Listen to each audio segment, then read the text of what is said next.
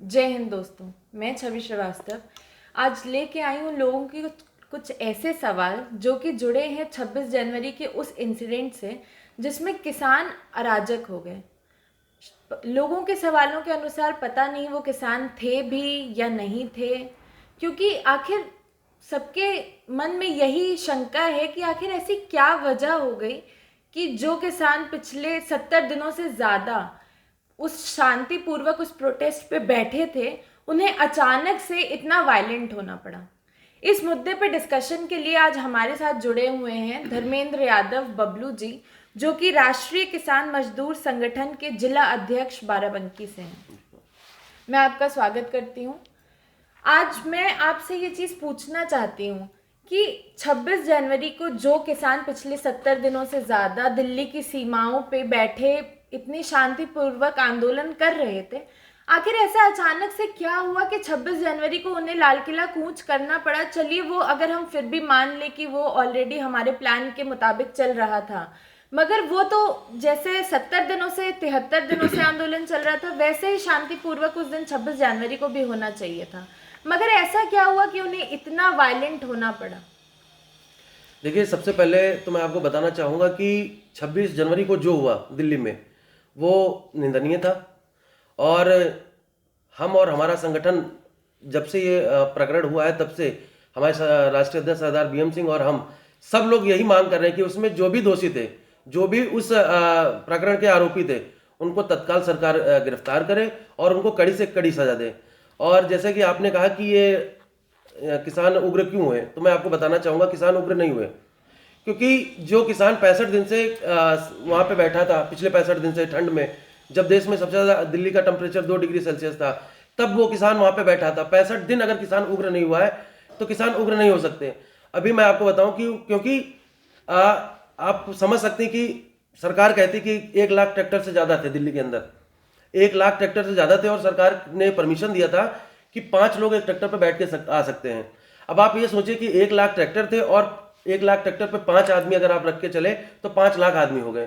और अगर 5 लाख आदमी उग्र होते तो दिल्ली की क्या दशा होती और क्या दिल्ली में हुआ होता, ये सब लोग जान रहे हैं।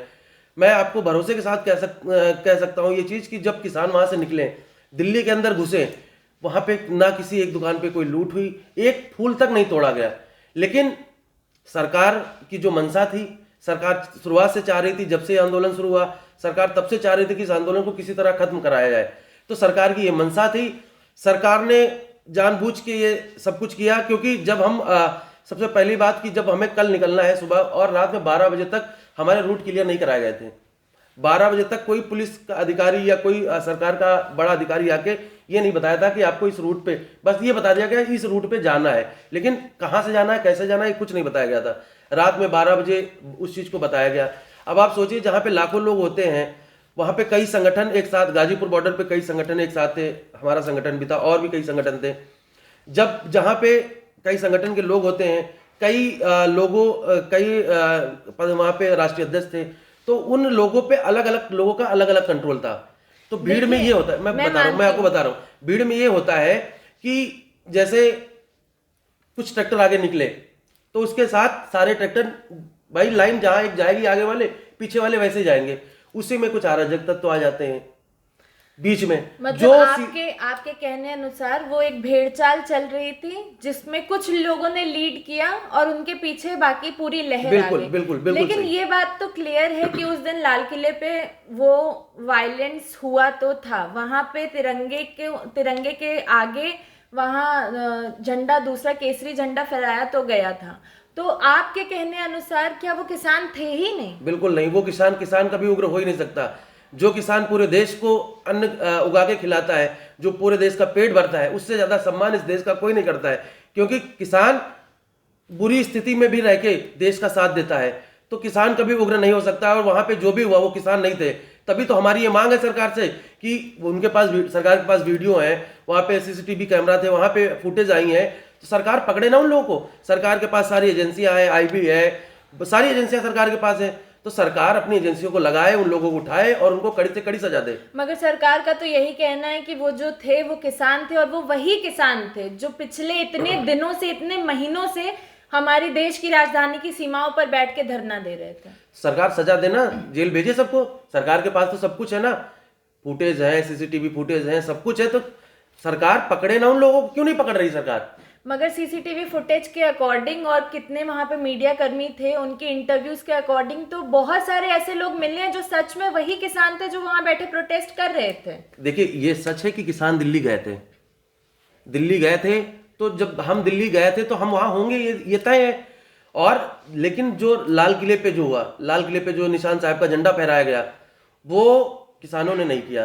क्योंकि आपने भी देखा होगा, सोशल मीडिया पे वीडियो वायरल हुई दीप सिंधु का वीडियो वायरल हुआ, दीप सिंधु वहां पे झंडा लगाता हुआ वीडियो वायरल हुआ। तो और उससे पहले जब ये उसका वीडियो वायरल हुआ तो सोशल मीडिया पे और भी चीजें आई कि वो पिछले लोकसभा चुनाव में सनी देओल जो है भाजपा के प्रत्याशी थे, उनका मीडिया प्रभारी था, और मोदी जी के साथ भी उनके, हमारे जो प्रधानमंत्री उनके साथ भी उनकी फोटो आई, अमित शाह जी के साथ उनकी फोटो आई, तो वो कैसे किसान हो सकता है? तो इन सब चीजों को अगर देखा जाए तो सरकार चाह रही थी, वो सरकार का आदमी था, सरकार का आदमी भीड़ में आया किसान बन के, और उसने ही ये उपद्रव करे हुए। उसी दीप सिंधु जैसे कई और लोग थे तो जो लोगों ने मिलकर कंट्रोल किया। जैसे आप कह रहे हैं कि दीप सिंधु जो कि एक किसान नहीं है, लेकिन उनके अनुसार वो तो अपने आप को किसान ही बताते हैं, और वो अपने आप को ये भी बताते हैं कि वो एक किसान संघ से जुड़े हुए हैं। कौन बताता है? दीप सिंधु जी। कहाँ बता रहे हैं? बिल्कुल बता रहे हैं, बिल्कुल नहीं बता रहे वो। उनके इंटरव्यूज में ये चीज आई है सामने कि वो भी संघ से जुड़े हुए हैं। और दूसरा सवाल मेरा ये है कि मुझे दोस्तों ऐसा लगता है कि तिरंगे के आसपास कोई भी झंडा, भले वो निशान साहिब का झंडा था, मगर क्या आपको नहीं लगता कि तिरंगे के आसपास कोई भी झंडा फहराना गलत है? तो जो वहां हुआ उस दिन वो गलत था। बिल्कुल गलत था। हमने आपसे पहले भी बताया कि उस दिन जो भी हुआ वो बहुत ही शर्मसार करने वाला, बहुत ही गलत था, और जिसके लिए वो इतना गलत था कि मैं आपको बताऊं कि हमारे राष्ट्रीय अध्यक्ष जी ने 26 तारीख को हुआ, उसके बाद 27 तारीख को उन्होंने कॉल ऑफ कर दिया आंदोलन का। उनको, वो सिख धर्म से आते हैं, निशान साहब उनका झंडा है, उनको तो खुश होना चाहिए था, लेकिन उन्होंने देश के राष्ट्र के प्रति अपनी जो निष्ठा थी वो व्यक्त की लोगों के सामने, और उन्होंने दिखाया कि जैसे उनके पूर्वज देश के प्रति समर्पित थे वैसे वो भी हैं, और उन्होंने इतना बड़ा आंदोलन लिया जिसके कारण आज उनकी बुराई भी हो रही है, लोग उनको सोशल मीडिया पे गलत भी कह रहे हैं। लेकिन मैं आपके माध्यम से बताना चाहता हूं देश के लोगों को कि हम किसान की लड़ाई पहले भी लड़ रहे थे, हम किसान की लड़ाई आज भी लड़ रहे हैं, और हम किसानों की लड़ाई आने वाले समय में भी लड़ते रहेंगे। दोस्तों, मेरा अगला सवाल इनसे यही आने वाला था कि जब आप खुद ये चीज कह रहे हैं कि वो किसान नहीं थे, सही, क्या मैं सही हूँ? बिल्कुल ठीक है। तो जो आपके लीडर हैं सरदार वीएम सिंह जी, जब वो भी यही चीज मानते हैं कि वो किसान नहीं थे, और दूसरी तरफ कि हाँ उस दिन 26 जनवरी को जो हुआ वो गलत था, तो जब 26 जनवरी को किसान की इन्वॉल्वमेंट थी ही नहीं, तो उन्हें आंदोलन वापस लेने की जरूरत ही क्या पड़ी? बिल्कुल सही जवाब है। मैंने आपको बताया कि 26 जनवरी को किसान दिल्ली गए थे जी। ऐसा हम मना नहीं कर रहे, हम दिल्ली गए थे, लेकिन जो वहां पे हुआ, जिन लोगों ने भी किया, नाम तो यही हुआ ना कि किसान संगठनों के द्वारा हुआ। भाई वहां पे यही था कि किसान संगठन के लोग वहां पहुंचे, उन्होंने उपद्रव किया, बीच में बाद में कोई भी साबित हो सरकार उनको सजा देगी, सब चीज ठीक है, लेकिन कहीं ना कहीं वो वहां पे जो आंदोलन हुआ उसके सारे जिम्मेदारी जो थी वो संगठनों की थी। तो अपनी जिम्मेदारी को समझते हुए सरदार वीएम सिंह ने जो डिसीजन लिया है, इसीलिए लिया है। दोस्तों, मेरा मानना ऐसा है कि अगर उन्होंने अपनी जिम्मेदारी समझी थी तो शायद उन्हें अपना प्रोटेस्ट वापस नहीं लेना चाहिए था, बल्कि उस चीज को और मजबूती से आगे बढ़ानी चाहिए थी। हालांकि इस पे हम आपकी राय बिल्कुल लेना चाहेंगे अपने कमेंट सेक्शन में। दूसरा सवाल मेरा ये है कि क्या आपको नहीं लगता कि इंस्टेड ऑफ ये आंदोलन वापस लेने के, क्या वो ये चीज नहीं कर सकते थे जैसे कि बाकी संगठन भी वहां बैठे कर रहे हैं, वहां आंदोलन पर अभी भी बैठे हुए हैं, और वो उस चीज को एक अपॉर्चुनिटी की तरह लेके एक बड़ी आंदोलन की लहर वहां लेके आ सकते थे? बड़ा आंदोलन तो चल ही रहा था, पिछले 65 दिन से चल रहा था बड़ा आंदोलन, कोई छोटा आंदोलन नहीं है जी। और मैं आपको बताना चाहता हूं कि जैसे क्या कहते हैं कि जैसे उन्होंने वापस लिया तो उन्होंने लड़ाई थोड़ी छोड़ी है किसानों की। भाई आंदोलन, देखिए, राष्ट्र के प्रति ये उनकी निष्ठा है, ये उनका समर्पण है राष्ट्र के प्रति जो भी आवाज, अगर किसान संगठनों द्वारा जो आंदोलन हुआ उससे जो भी गलतियां हुई या जो भी अगर उन्हें आघात हुआ है, इसलिए उन्होंने आंदोलन वापस लिया। क्योंकि आपको मैं बताऊं, सरदार वीएम सिंह बहुत समय से लड़ाई लड़ रहे हैं किसानों की, और किसानों का बहुत फायदा भी कराया इन्होंने। अभी भी कल भी हाईकोर्ट का आदेश आया है, अखबारों में था, मैं आपको भेज दूंगा वो, कि उन्होंने फिर से हाईकोर्ट में उनकी रीट थी, जो हाईकोर्ट ने सरकार को आदेश दिया है कि जो भी गन्ना किसान का भुगतान बचा हुआ है उसको तत्काल दिया जाए। तो देखिए, आंदोलन सरदार वीएम सिंह का ये भी कहना है कि उन्होंने बहुत से आंदोलन किए, तो यहाँ तो कम कई लाखों लोगों का आंदोलन उन्होंने किया, लेकिन आज तक उनके आंदोलन में ना कभी कोई हिंसा हुई, ना कभी एक आदमी के ऊपर कोई एफआईआर हुई, ना कहीं लाठीचार्ज हुआ। तो आंदोलन का मतलब ये नहीं होता हिंसा। कहीं ना कहीं उन्हें ये लगा कि वहां पे जो हुआ वो गलत हुआ है, और अपनी जिम्मेदारी समझते हुए इसीलिए उन्होंने ये कॉल ऑफ किया। चलिए, मैं इनकी ये बात इनकी अगर मैं मान भी लूँ, तो भी मुझे लगता है कि मुझे मेरे सवाल का जवाब अभी तक मिला नहीं है।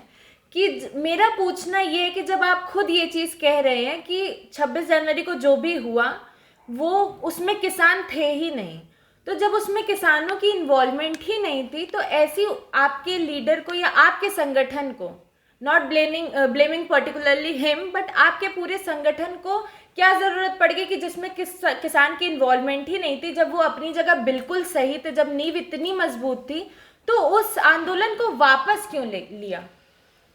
वो जो बवाल हुआ तो संगठनों मतलब किसान आंदोलन के कारण ही ना वहां पे किसान आंदोलित होते, ना दिल्ली जाते, ना वहां पे ये हिंसा होती। तो कहीं ना कहीं कारण तो किसान आंदोलन ही था। इसलिए अपनी जिम्मेदारी को उन्होंने समझा। आंदोलन फिर किया जा सकता है, लड़ाइयां फिर लड़ी जा सकती हैं, लेकिन राष्ट्र के प्रति अपना समर्पण जो है वो कम नहीं होने देना है। मगर इससे मेरा एक छोटा सा सवाल दोस्तों और उठता है, वो ये है कि हमारी लड़ाई किसानों के अधिकारों के लिए, उन्हें उनका अधिकार दिलाने के लिए, जिसकी वजह से हमें सरकार के अगेंस्ट लड़ना पड़ रहा है।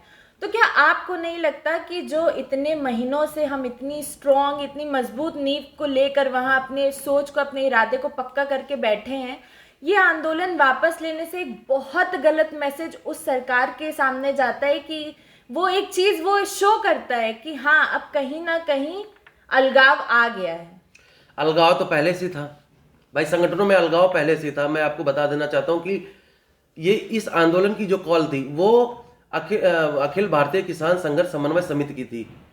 हमारे देश में जब से ये कानून अध्यादेश के रूप में आए थे, तब से लेके सरदार वीएम सिंह ही एक अकेले ऐसे नेता थे, किसान नेता, जिन्होंने इन आंदोलनों को इन अध्यादेशों को अच्छी तरह से पढ़ा, समझा, और ये जाना कि इन अध्यादेशों के जब ये अध्यादेश बिल के रूप में लग जाएंगे तो किसानों को क्या नुकसान होगा। तो इसलिए सरदार वीएम सिंह ही पूरे देश में, देश के हर एक प्रदेश में जाके किसानों को उन्होंने ये बताया। ये जो 26 नवंबर से आंदोलन शुरू हुआ, ये 26 नवंबर से शुरू नहीं हुआ था। ये आंदोलन तो अगस्त से ही शुरू हो गया था, जब सरकार ये अध्यादेश लेके आई थी। लेकिन तब सिर्फ एक संगठन लड़ रहा था इसके लिए, अखिल भारतीय किसान संघर्ष समन्वय समिति, जिसके सरदार वीएम सिंह राष्ट्रीय संरक्षक भी हैं। और उस अखिल भारतीय किसान संघर्ष समन्वय समिति के अंदर देश के 260 संगठन आते हैं, चाहे वो महाराष्ट्र हो, चाहे वो कर्नाटक हो, चाहे वो छत्तीसगढ़ हो, चाहे वो झारखंड हो। पूरे देश से लोग वहाँ पे उस संगठन से जुड़े हुए हैं। तो सरदार जी ने शुरुआत ही की, और फिर उसके बाद अखिल भारतीय किसान संघर्ष समन्वय समिति जो है वो लास्ट के हर साल, मतलब साल के लास्ट में 27-28 नवंबर में हर साल मतलब दिल्ली बुलाती है लोगों को। तो वो पहले से तय था 26-27 नवंबर का। लेकिन 26-27 नवंबर से पहले सरदार वीएम सिंह को कोरोना हो गया, जिसकी वजह से डॉक्टरों ने मना कर दिया उनको निकलने से। तो अब कोरोना, अब आप जान ही रहे थे देश में क्या स्थिति कोरोना की, 14 दिन होम क्वारंटीन होना पड़ता है। तो राष्ट्रपति जी होम क्वारंटीन हो गए। लेकिन जब 26 तारीख को लोग निकल लिए, राष्ट्रपति जी ने लाइव आके चैनलों के माध्यम से बताया भी लोगों को कि मैं स्वस्थ नहीं हूं और मैं नहीं चाहूंगा कि वहां पे मैं ना रहूं और मैं आपके लिए कोई व्यवस्था ना कर सकूं, तो आप आए, हम आंदोलन फिर कर लेंगे, उसमें कोई दिक्कत नहीं। लेकिन लोग निकल चुके थे। फिर राष्ट्रीय अध्यक्ष जी उस बीमारी की हालत में निकले, और जब पंजाब से भी कुछ संगठन निकल रहे थे, पंजाब और हरियाणा से, जब वहां से निकल रहे थे, तो सरदार जी के पास गुरनाम सिंह चढ़नी जी का फोन आया। उन्होंने कहा कि हम निकल लिए हैं और हमें दिल्ली में तत्काल कोई ग्राउंड की व्यवस्था कराई जाए। तो राष्ट्रपति जी दिल्ली जाके सरकार से बात करके और उन्होंने बुराड़ी मैदान की परमिशन ली। जब बुराड़ी मैदान में ये परमिशन मिल गई, फिर उसके बाद जो आज राकेश टिकैत जी जो आंदोलन कर रहे हैं, ये आंदोलन इन्होंने 2 दिन बाद शुरू किया था। हम 26 तारीख के बाद 28 तारीख से शुरू किया था। तो जब ये लोग रास्ते में आ गए और हमारा संगठन जो हम लोग थे, हम लोग बुराड़ी मैदान पहुंच गए। मैं ये बता रहा हूँ कि राष्ट्रीय अध्यक्ष जी ने आंदोलन वापस क्यों लिया, इसका कारण बता रहा हूँ। जी जी। शुरुआत से जो टकराव था उसके बारे में बता रहा हूँ।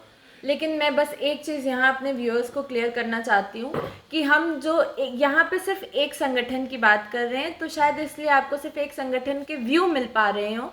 लेकिन इससे मेरा एक सवाल भी यहाँ पे उठता है कि जैसे कि हम इतने संगठन की बात कर रहे हैं, इतने सारे वहाँ संगठन बैठे हुए हैं किसान मोर्चे पे, तो क्या ये संगठन की लड़ाई हो चुकी है कि ये किसानों के अधिकारों के लिए लड़ाई है? ये संगठन की, क्योंकि मेरा मानना ये है कि जैसे एक संगठन ने अपना आंदोलन वापस लिया, फिर दूसरे ने लिया, लेकिन अभी भी वहाँ ऐसे बहुत हैं जो बैठे हुए हैं। 40 संगठन है वहाँ ऐसे 40 संगठन, जैसे कि ये खुद बता रहे हैं, वहाँ पर अभी बैठे हुए हैं। तो ये आंदोलन वापस लेना, कुछ वहाँ बैठना, ये मेरे अनुसार एकता नहीं दिखाता है। ये कहीं से भी एकता का प्रतीक नहीं। देखिए, मैं आपको बताना चाहूंगा कि संगठन अलग अलग हैं, हम अलग जरूर हैं, लेकिन हमारी लड़ाई एक है। हमारी लड़ाई सिर्फ किसानों के लिए है। तरीका सबका अलग है। कोई आंदोलन करके किसानों के लिए लड़ता है, कोई कोर्ट में, सुप्रीम कोर्ट में, जैसे हमारे राष्ट्रीय अध्यक्ष जी ने सुप्रीम कोर्ट और हाई कोर्ट से कई आदेश दिलवाए हैं किसानों के पक्ष में। तो हर आदमी का तरीका अलग है। और कोई हमें तो नहीं लगता कि किसान अगर सच्चा किसान है तो कभी नहीं चाहेगा कि देश में कोई अराजकता हो, या देश में किसी लोगों को नुकसान पहुंचे, या हमारी वजह से आम जनता को नुकसान पहुंचे। क्योंकि जो किसान पूरे देश का पेट भरता है वो कभी किसी को दुखी नहीं देख सकता। तो हमारी सारे संगठनों की लड़ाई किसानों के लिए है और हमेशा रहेगी। तो मुझे एक चीज़ ये बताइए कि जैसे कि आपके संगठन ने आंदोलन वापस ले लिया है, तो अब आप लोग और क्या ऑप्शंस ले रहे हैं कि हम किस तरीके से अब उन किसानों की मदद कर सकते हैं, उनके अधिकारों को वापस दिला सकते हैं? देखिए, मैं आपको बताऊं, हमने संयुक्त किसान मोर्चा से अपना समर्थन वापस लिया है। हमने आंदोलन खत्म नहीं किया है जी। ये चीज क्लियर करना चाहता हूं कि आंदोलन खत्म नहीं हुआ है। आंदोलन पहले भी चल रहा था, आंदोलन आज भी चल रहा है और आंदोलन आगे भी चलता रहेगा। हमने सिर्फ समर्थन वापस लिया है। अच्छा, मैं आपके व्यूज़ जानना चाहूँगी। ये जो 3 ऑर्डिनेंसेस आए हैं जिनके अगेंस्ट में इतना बड़ा आंदोलन देश में चल रहा है, आपको क्या लगता है कि क्या सरकार इसे वापस लेगी? क्या किसान की जीत होगी या सरकार की जीत होगी? और अगर दोनों की जीत नहीं होगी तो बीच का वो क्या रास्ता निकल सकता है जिसमें कि दोनों पक्ष को सेटिस्फैक्शन मिल सके और किसानों के साथ जस्टिस हो सके? जब से आंदोलन शुरू हुआ है तब से हमारे जो राष्ट्रीय अध्यक्ष सरदार BM सिंह जी हैं, उनकी और हमारे पूरे संगठन की सिर्फ एक मांग है। हमने सरकार से ये नहीं कहा कि आप बिल वापस लो। हम हमेशा सरकार से यही मांग करते आए हैं कि हमारा जो MSP है उसको कानूनी रूप दे दिया जाए। भाई, अगर हमें MSP पे कानून मिल जाएगा तो हमारी फसल कोई खरीदे, चाहे अंबानी खरीदे, चाहे अडानी खरीदे, चाहे कोई खरीदे, हमें हमारा रेट चाहिए। किसान को सिर्फ उसके रेट से मतलब है, कौन खरीद रहा है उससे मतलब नहीं है। तो अगर ये कानून बन जाएगा तो उन बिलों का मतलब भी खत्म हो जाएगा।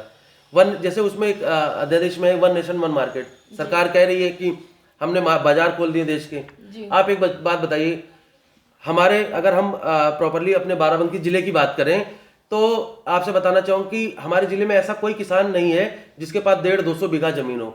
यहाँ सब मध्यवर्गीय किसान है, छोटे किसान है।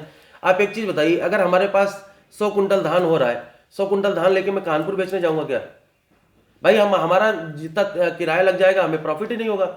तो हमारी मांग इसीलिए यही कि MSP को कानूनी रूप दे दिया जाए, क्योंकि अगर MSP पे कानून बन गया तो हम अपनी फसल, चाहे हमारे पास 2 कुंटल हो, चाहे 100 कुंटल हो, चाहे 1000 कुंटल हो, हम अपने घर पे बेच सकते हैं। तो 1 नेशन 1 मार्केट का कोई मतलब नहीं।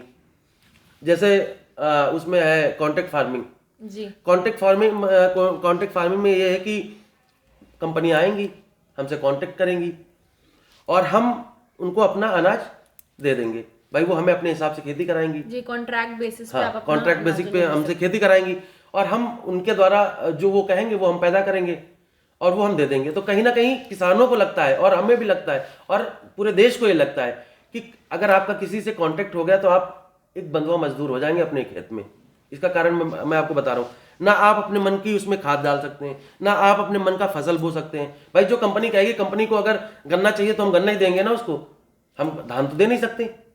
मगर सरकार का भी तो इस पे आखिर कोई व्यू पॉइंट होगा। जो वो 3 लॉज लेके आई हैं तो वो भी तो आखिर सारी सरकार की मंशा ये है कि जैसे मोदी जी आज सब कुछ बेच रहे हैं, पूरे देश को वही LIC भी बिक गई, सब कुछ बेचे दे रहे हैं। तो अब मैं आपको बताऊं कि देश में जब लॉकडाउन लगा, लॉकडाउन लगने के बाद जो देश की आर्थिक स्थिति थी वो सब लोग, आप भी जानती, सब लोग जानते हैं। उस दौर में अगर हमारी स्थिति को किसी देश की आर्थिक स्थिति को अगर किसी ने संभाला है तो किसान है जी। तो अब सरकार को लगा यार ऐसी हालत में भी किसान अगर देश को संभाल सकता है तो कितना फायदा होगा। इनके जो मित्रगण हैं, प्राइवेट मित्रगण हैं, जो प्राइवेट कंपनी वाले अंबानी जी, अंडानी जी, इन लोगों को लगा कि अगर किसान इस स्थिति में फायदे में है तो सोचिए जब देश अच्छे तरक्की कर रहा होगा तो इसमें कितना फायदा होगा। इनको पता है खेती में बहुत फायदा है, इसलिए इन लोगों ने कॉन्ट्रैक्ट फार्मिंग अध्यादेश इसीलिए तो आए हैं। अच्छा एक चीज बताइए आप, अगर हमें शुगर है और आप हमें जबरदस्ती मिठाई खिलाएं या चाय पिलाएं तो हम पियेंगे क्या? नहीं। तो किसान को जब ये बिल नहीं चाहिए तो सरकार क्यों जबरदस्ती दे रही? देश में खेती हमको करना है, देश का पेट हमें भरना है, सरकार हमें जबरदस्ती क्यों थोप रही है जो हमें चाहिए नहीं? तो सरकार की पूरी मंशा है कि एग्रीकल्चर को भी बेच दिया जाए। देश में 46% रोजगार एग्रीकल्चर पे है। आप सोचिए जिस दिन ये प्राइवेट हो गई, जिस दिन ये कंपनियों के हाथ में चली गई, वो रोजगार भी खत्म हो जाएगा और किसान भी खत्म हो जाएगा। दोस्तों यहाँ सरकार की मंशा क्या है क्या नहीं वो तो हमें नहीं पता, लेकिन हाँ ये बात मैं जानती हूँ और ये चीज़ मानती भी हूँ कि आपके भी दिमाग में, जो मेरे दिमाग में इस समय सवाल चल रहा है वो शायद आपके दिमाग में भी चल रहा होगा कि जो इतने बड़े बड़े किसान संगठन वहाँ बैठे हुए हैं अभी भी मोर्चे पे, जो अभी भी आंदोलन कर रहे हैं। धर्मेंद्र जी, मेरा भी एक छोटा सा सवाल यही है कि क्या वो जो छोटे किसान हैं, जैसे बाराबंकी में भी छोटे छोटे किसान बहुत हैं, क्या इस आंदोलन का या ये 3 काले कानून वापस लिए जाने का क्या फायदा उन तक पहुंचेगा, या फिर हर बार की तरह उन्हें फिर से कुछ नहीं मिलेगा और उनके खाते में फिर वही नीलबट्टा सन्नाटा वाली हालत हो जाएगी?